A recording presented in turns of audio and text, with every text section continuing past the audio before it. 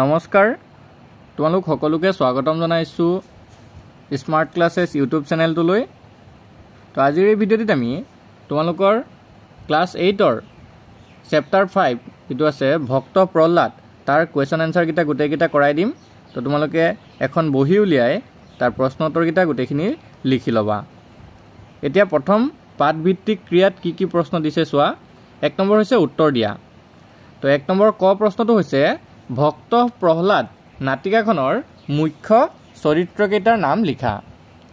তো তোমালোকৰ কি দিছে চোৱা ভক্ত প্ৰহ্লাদ নাটিকাখনৰ মুখ্য চৰিত্ৰকেইটা কি হয় তো ইয়াত লিখি লবা উত্তৰকেইটা হৈছে হৰি প্ৰথম চৰিত্ৰটো হৈছে হৰি অৰ্থাৎ ত্ৰিজগতৰ ত্ৰাণকৰ্তা ভক্তবৃন্দৰ উপাস্য দেৱতা ঠিক আছে তো এই হৰিটো হৈছে প্ৰথম চৰিত্ৰ তাৰ পিছত আৰু এটা চৰিত্ৰ হৈছে হিৰণ্যকশিপু তো হিৰণ্যকশিপু কোন হয় চোৱা হিৰণ্যকশিপু হৈছে চোৱা হিৰণ্যকশিপু কোন হয় হিৰণ্যকশিপু হৈছে দৈত্যৰাজ অৰ্থাৎ হৰিৰ চিৰ বৈৰী আৰু এটা চৰিত্ৰ হৈছে প্ৰহ্লাদ সকলোৱে জানা তোমালোকে প্ৰহ্লাদ তো প্ৰহ্লাদ হৈছে হিৰণ্যকশিপুৰ পুত্ৰ আৰু ভগৱানৰ একান্ত ভক্ত আৰু এটা চৰিত্ৰ হৈছে খণ্ডামৰ্ক অৰ্থাৎ দৈত্য গুৰু আৰু এটা চৰিত্ৰ হৈছে মহাৰাণী হিৰণ্যকশিপুৰ পত্নী অৰ্থাৎ দৈত্য ৰাণী তো এই কেইটা চৰিত্ৰ তোমালোকৰ এই নাটকখনৰ মুখ্য চৰিত্ৰ হয় এতিয়া আমি খ প্ৰশ্নটোলৈ আগবাঢ়ো খ প্ৰশ্নটো চোৱা নাটিকাখনি কেইটা দৃশ্যত বিভক্ত তো ইয়াৰ উত্তৰটো হৈছে নাটিকাখনি 5টা দৃশ্যত বিভক্ত তাৰ পিছত চোৱা গ প্ৰশ্নটো কি দিছে প্ৰহ্লাদৰ পিতৃৰ নাম কি তো ইয়াৰ উত্তৰটো হৈছে প্ৰহ্লাদৰ পিতৃৰ নাম হৈছে হিৰণ্যকশিপু তাৰ পিছত চোৱা ঘ প্ৰশ্নটো হিৰণ্যকশিপুৰ ভাতৃৰ নাম কি আছিল তো ইয়াৰ উত্তৰটো হৈছে হিৰণ্যকশিপুৰ ভাতৃৰ নাম আছিল হিৰণ্যাক্ষ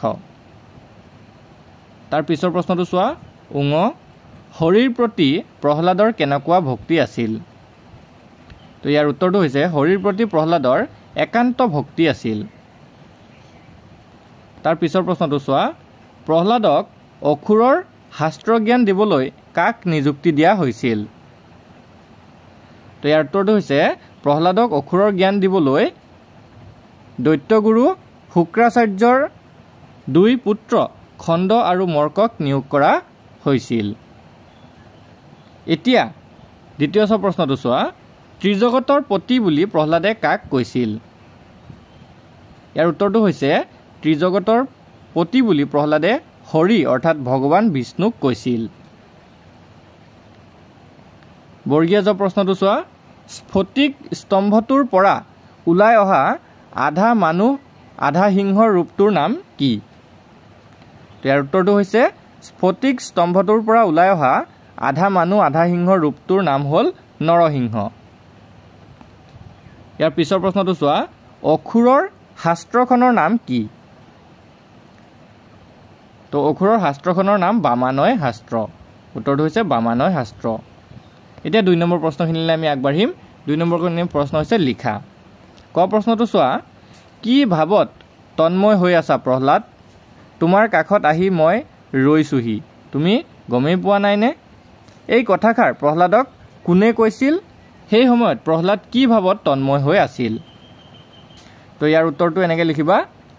এই কথাষাৰ প্ৰহ্লাদক জ্যেষ্ঠ ভাতৃয়ে কৈছিল সেই সময়ত প্ৰহ্লাদ এই সুন্দৰ প্ৰকৃতিৰ সৃষ্টিকৰ্তা হৰিৰ মহিমাৰ কথা চিন্তা কৰি আছিল তাৰ পিছত খ প্ৰশ্নটো চোৱা স্ফটিক স্তম্ভ ভাঙি প্ৰভু নৰসিংহই ওলাই আহি কি কৰিছিল তেওঁৰ গৰ্জনত দৈত্যসৱৰ কেনে অৱস্থা হৈছিল তো ইয়াৰ উত্তৰটো চোৱা স্ফটিক স্তম্ভ ভাঙি প্ৰভু নৰসিংহই হিৰণ্যকশিপুক সামান্য এক পতংগৰ দৰে বধ কৰি উৰুত বহুৱাই নখেৰে বিদাৰি বধ কৰিছিল তেওঁৰ গৰ্জনত সকলো দৈত্য ভয়ত কম্পমান হৈছিল অৰ্থাৎ তেওঁৰ গৰ্জনত সকলো দানৱ দৈত্য ভয়তে কাঁপিবলৈ ধৰিছিল এতিয়া 3 নম্বৰ প্ৰশ্নকেইটা চোৱা চমুকৈ লিখা ক প্ৰশ্নটো চাওক প্ৰহ্লাদে হৰিভক্তিৰ মহিমাৰ বিষয়ে দেখুওৱা যুক্তিবোৰ একাদ্ৰিক্ৰমে লিখা। তো ইয়াৰ উত্তৰ তোমালোকে এনেকৈ লিখিবা প্ৰহ্লাদে হৰিক ত্ৰিজগতৰ প্ৰতি সৃষ্টিকৰ্তা পালনকৰ্তা আৰু ত্ৰাণকৰ্তা বুলি কৈছে। তেওঁ কৈছে যে ৰাখে হৰি মাৰে কোনে, অৰ্থাৎ হৰিয়ে ৰক্ষা কৰিলে আন কোনেও মাৰিব নোৱাৰে। হৰি হ'ল সকলোৰে প্ৰভু। এই ধৰিত্ৰীৰ আকাশ বতাহ বায়ু পানী সকলোৰে পিতা হৰি। হৰিয়েই সুপ্ত হৈ আছে। তো হৰি নোহোৱা ঠাই নায়েই। এই কথাখিনি হৰিভক্তিৰ মহিমাৰ বিষয়ে এই পাঠটোত দিয়া হৈছে। খ প্ৰশ্নটো চোৱা বামানয় শাস্ত্ৰ জ্ঞান ল'বলৈ প্ৰহ্লাদে কিয় আপত্তি কৰিছিল? ইয়াৰ উত্তৰটো হৈছে কাৰণ ই হৰিভক্তিৰ বিৰুদ্ধ আছিল আৰু প্ৰহ্লাদে পৰম পিতাৰ শ্ৰীচৰণত শৰণ লৈছিল। সেয়েহে প্ৰহ্লাদে বামানয় শাস্ত্ৰটো শিকিবলৈ আপত্তি কৰিছিল বা বামানয় শাস্ত্ৰৰ জ্ঞান ল'বলৈ মনা নাছিল। গ প্ৰশ্নটো চোৱা হৰিক দৈত্যবংশৰ চিৰবৈৰী বুলি দৈত্যৰাজ হিৰণ্যকশিপুৱে কিয় কৈছিল? তো ইয়াৰ উত্তৰটো তোমালোকে এনেকৈ লিখিবা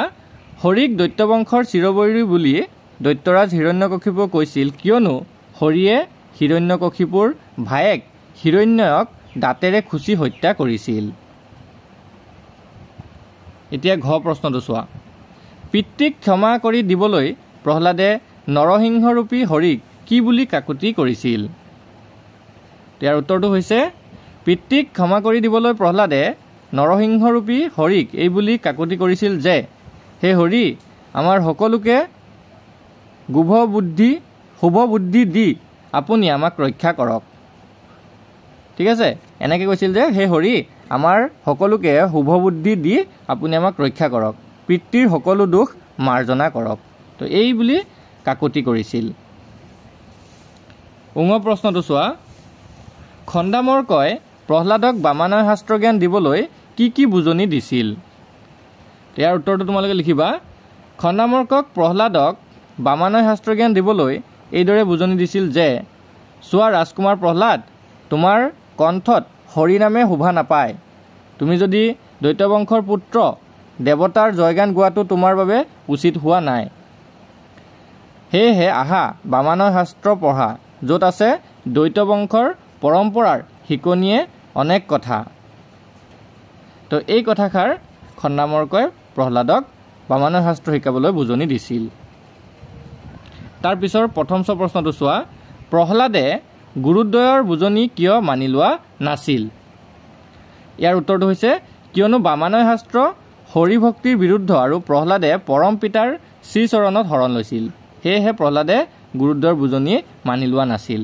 আৰু প্ৰহ্লাদে কেতিয়াও বামানয় শাস্ত্ৰ শিকিবলৈ মন কৰা নাছিল। তাৰপিছত 4 নম্বৰ ব্যাখ্যা কৰা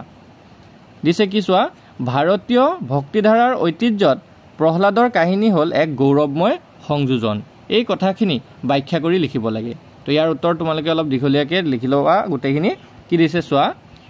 ভাৰতীয় ভক্তি সাহিত্যৰ ইতিহাসত প্ৰহ্লাদ এক উল্লেখনীয় নাম বা উল্লেখযোগ্য নাম। নিজ পিতৃৰ কঠোৰ বাধা নিষেধক যুক্তিৰে আওকাণ কৰি প্ৰহ্লাদে সৰ্বদা সত্য আৰু ন্যায়ৰ সাপেক্ষে থিয় দি পৰমজনাৰ মাহাত্ম্য শ্ৰৱণ কীৰ্তন কৰিছিল। শাৰীৰিক বা মানসিক সকলো নিৰ্যাতন হেলাৰঙে মূৰ পাতি লোৱা প্ৰহ্লাদ হ'ল নিষ্ঠাৰ প্ৰতীক আৰু বিনয়ৰ প্ৰতিমূৰ্তি। শুদ্ধ আৰু চিৰন্তন সত্যৰ মূল্যবোধত বিশ্বাসী প্ৰহ্লাদে দেউতাকৰ অন্যায় আদেশ নম্ৰভাৱে প্ৰত্যাখ্যান কৰি আত্মবিশ্বাসৰ পথত অগ্ৰসৰ হৈছিল। ভাৰতীয় ভক্তিধাৰাৰ ঐতিহ্যত এই কাহিনী হ'ল এক গৌৰৱময় সংযোজন। এই কথাখিনি তোমালোকে লিখি দিবা, তেতিয়া 4 নম্বৰ ব্যাখ্যা কৰাটো হৈ যাবগৈ। এতিয়া 5 নম্বৰ প্ৰশ্নটো চোৱা মোৰ বিনাশ হা হা হা বোধ কৰোঁ জ্ঞাত নহয় যে মোক মানুহ অথবা জন্তুৱে বধ কৰিব নোৱাৰে।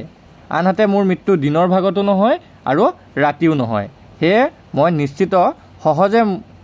সহজে নহয় মোৰ বিনাশ। এই সংলাপটো কোনে কাক কৈছে লিখা। তো এতিয়া ইয়াৰ উত্তৰটো হৈছে এই সংলাপটো হিৰণ্যকশিপুৱে প্ৰহ্লাদক কৈছে। হ'ল 5 নম্বৰ প্ৰশ্নটোৰ উত্তৰ এইখনে। এতিয়া 6 নম্বৰ প্ৰশ্নৰ উত্তৰকেইটা চোৱা কি কৈছে চোৱা ওপৰৰ সমাসযুক্ত বাক্যসমূহ তালিকাত উল্লেখ কৰা মতে লিখা কি কৈছে চোৱা এক ক দিছে তিনি ভুৱনৰ সমাহাৰ ইয়াৰ সমস্ত পদটো কি হয় তো এইটো হৈছে ত্ৰিভুৱন আৰু ইয়াৰ ব্যাস বাক্য হৈছে তিনি ভুৱনৰ সমাহাৰ খটো একে পৰস্পৰে হাতে হাতে কৰা যি যুঁজ তো ইয়াক হতাহতি বুলি কোৱা হয় তাৰ পিছত গটো চোৱা পৰ্বতৰ নিচিনা গম্ভীৰক পৰ্বত গম্ভীৰ বুলি কয় তাৰ পিছত ঘটো চোৱা তিনি জগতৰ সমাহাৰক ত্ৰিজগত বুলি কয় আৰু হিংসা খচিত আসন ইয়াক হিংসাখন বুলি কোৱা হয় ব্যাস বাক্যকেইটা একে তোমালোকে চাই ল'বা গোটেইকেইটা একে ধৰণে ব্যাস বাক্য লিখি দিবা পৰীক্ষাত তাৰ পিছত 7 নম্বৰ হৈছে এটা শব্দত প্ৰকাশ কৰা এতিয়া কটো চোৱা যাৰ সাহস আছে তাক সাহসী বুলি কয় তলত লিখা আছে মই আকৌ লিখি দিছোঁ চোৱা যাৰ সাহস আছে সাহসী খটো চোৱা যিজনে ঈশ্বৰক বিশ্বাস কৰে তেওঁক আস্তিক বুলি কয় তলত লিখা আছে হ'লেও মই লিখি দিছোঁ চোৱা আস্তিক হ'ল তাৰপৰা গটো চোৱা যি বিষ্ণুক উপাসনা কৰে তেওঁক বৈষ্ণৱ বুলি কয় হ'ল গটো তাৰপিছত ঘটো চোৱা ঘটো দিছে একে মাকৰ সন্তানক শহুদৰ বুলি কয় ঠিক আছে একে মাকৰ সন্তান শহুদৰ হ'ল তাৰপিছতে উঙটো চোৱা উঙটো হৈছে যি সঁচা কথা কয় তাক সত্যবাদী বুলি কয় সত্যবাদী হ'ল তাৰপিছত চোৱা প্ৰথম যাক দেখা নাযায় তাক অদৃশ্য বুলি কোৱা হয় ঠিক আছে অদৃশ্যমান মানে যাক দেখি পোৱা নাযায় হ'ল এতিয়া লাষ্ট বাক্য ৰচনা কৰাকেইটা চোৱা এইখিনি কৰিলে তোমালোকৰ এই চেপ্টাৰৰ কুৱেশ্যন এনচাৰ হৈ যাবগৈ পৰীক্ষাত তোমালোকৰ এইখিনিয়েহে আহিব বাক্য ৰচনা প্ৰথমটো দিছে চিৰবৈৰী এতিয়া চিৰবৈৰী দি বাক্য ৰচনা কৰিব লাগে তো ইয়াৰ কেনেকৈ বাক্য বনাবা চোৱা হিৰণ্যকশিপু আৰু ভগৱান বিষ্ণু চিৰবৈৰী আছিল সেইটো লিখি দিবা তাৰপিছত দিছে হিংসা দেশ দেৱতা আৰু অসুৰবিলাকৰ মাজত হিংসা দেশ সদায় দেখা যায় তাৰপিছত দিছে আকাশ পাতাল আবিৰ্ভাৱ নৰসিংহৰ তৰ্জন গৰ্জনত আকাশ পাতাল কম্পমান হৈ উঠিছিল সেইটো লিখি দিলে হ'ল গৰিমা তাৰপিছত দিছে বিষ্ণু ভক্তিৰ গৰিমাই প্ৰহ্লাদক সকলো বিপদৰ পৰা ৰক্ষা কৰিছিল হ'ল তাৰপিছত কি দিছে চোৱা চালে চকুৰোৱাখিনি হৈছে পদুম ফুলবোৰ ফুলাত পুখুৰীটো চালে চকুৰোৱা হৈ পৰিছে সেইটো লিখি দিবা আৰু এটা দিছে হয়নে সপোনে প্ৰহ্লাদে হয়নে সপোনে হৰিক স্মৰণ কৰিছিল তো এই বাক্য ৰচনাকেইটা তোমালোকে ধুনীয়াকৈ লিখি ল'বা আৰু এটা প্ৰশ্ন থাকি গৈছিলে এইটো তোমালোকে লিখি ল'ব পাৰা চমু উত্তৰ দিয়া ঠিক আছে চমু উত্তৰ দিয়া এইখিনি জ্ঞান সম্প্ৰসাৰণত আছিলে হ'লেও লিখিলে তোমালোকে লিখি ল'ব পাৰা পৰীক্ষাত আহিলে যাতে তোমালোকে ভুল নকৰা বা জানি থোৱা প্ৰশ্নটো দিছে খণ্ডামৰ্কৰ পিতৃৰ নাম কি আছিল